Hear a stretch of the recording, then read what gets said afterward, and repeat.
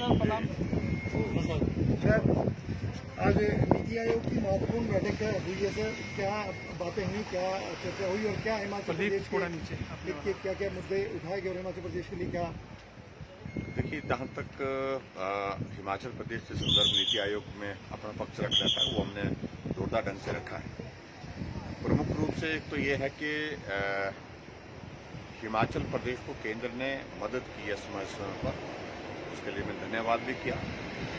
450 करोड़ जो interest free Himachal Pradesh को, जिसको 50 सालों में वापस करना है, उसके लिए भी धन्यवाद किया। और उसके अतिरिक्त हिमाचल प्रदेश के लिए जो स्पेसिफिक प्रोजेक्ट्स से रिलेटेड हमने बात की, हमने कहा कि प्राइवेट सेक्टर की इन्वेस्टमेंट के लिए हमने इनिशिएटिव लिया था और उसमें 13,600 करोड़ की हमारी ग्राउंड ब्रेकिंग भी हो चुकी है और उसमें हम आगे बढ़ना चाहते हैं। 10,000 की ग्राउंड ब्रेकिंग की तैयारी और हमारी है। और ईज ऑफ डूइंग बिजनेस में हमने हिमाचल प्रदेश ने बहुत बड़ी एक छलांग मारी है, उछाल लिया उसमें, और वो 17वें नंबर से सीधे हम जो है 7वें नंबर पर आए हैं। तो ऐसी परिस्थिति में एक प्रयत्न हिमाचल प्रदेश में हमने जो किया है वो प्रयत्न इस दिशा में किया है कि प्राइवेट सेक्टर की इन्वेस्टमेंट भी आए। और उसी तरह से हिमाचल प्रदेश में हमारा जो बल्क ड्रग फार्मा हब, उसके संदर्भ में बात कही और उसके साथ में नालागढ़ बद्दी में हमारे मेडिकल इंस्ट्रूमेंट का जो एक मैन्युफैक्चरिंग का एक इन्वेस्टमेंट का एक स्कोप है, तो वो भी वहां पर मिल जाए।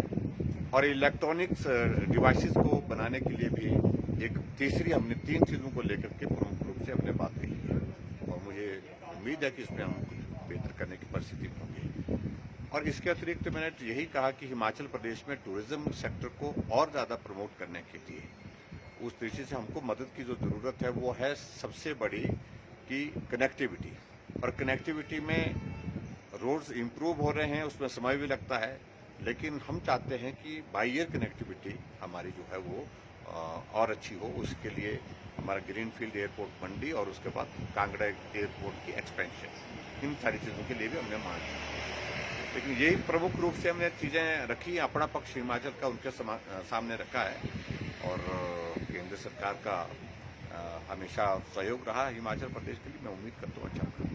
सर, जिस तरह से जो जीएसटी कलेक्शन घटने वाला और जिस तरह से 2022 को कैप लगने वाला, उसको लेके भी कुछ बात हो पाई इस बैठक में? देखिए, जहाँ तक अभी तक जो हमें revenue deficit grant Himachal Pradesh को हमको मिल रही है, उससे हमारे लिए बहुत बड़ी राहत है।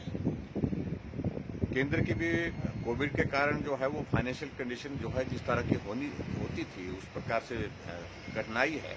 उस दृष्टि से कुछ जगह बड़ी कट लगे हैं, सभी स्टेट के लिए लगे हैं। एक यूनिफॉर्म एक पूरे सभी स्टेट के लिए एक फार्मूला बना है। उस फार्मूला के अंतर्गत थोड़ा बहुत इस तरह की कठिनाइयां तो हैं, लेकिन फिर भी उसके बावजूद जो है केंद्र हमको सहयोग करने के लिए। सर, एक महत्वपूर्ण विषय है, फ्यूल प्राइस काफी हिमाचल या बाकी स्टेट में जो बढ़ रहे हैं, तो लगातार रोज ही बढ़ रहे हैं। क्या सर हिमाचल गवर्नमेंट इसको कंज्यूमर को कुछ रिलीफ देने के लिए, क्योंकि इसकी वजह से चलो अभी इन सारी चीजों को लेकर के इन दिनों में हम बजट की प्रिपरेशन पर लगे हैं, इन सारी चीजों पर विचार करेंगे आने वाले समय।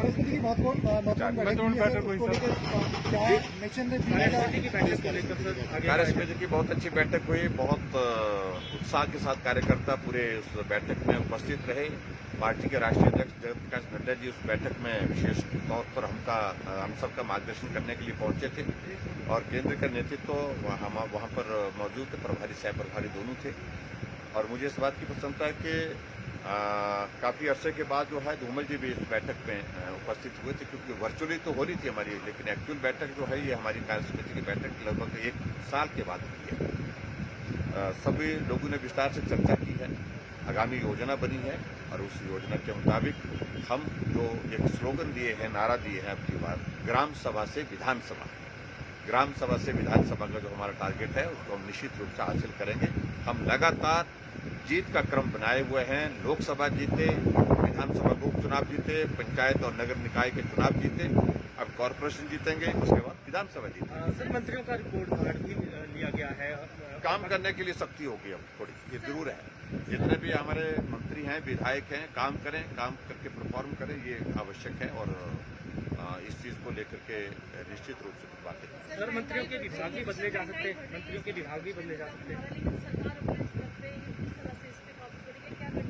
देखिए, महंगाई एक दौर है, मुझे लगता है कि केंद्र इस सारे विषय को लेकर के गंभीर है और कुछ न कुछ समाधान निकला। सर, मंत्रियों के विभाग भी बदले जा सकते हैं। देखिए, अभी इस तरह की बात नहीं कर सकते। सर, एक इंटरेस्टिंग बात ये शिमला में चाय के रेट बढ़ गए, 15 हो गए सर। चाय के रेट 15 हो गए, परोठा 50 रुपए का हो गया सर। क्या डायरेक्शन देंगे सर? सर करो। हाँ सर, चाय के और समोसे के सर जो अपने भी बढ़ा दिए। ये मुझे मालूम नहीं।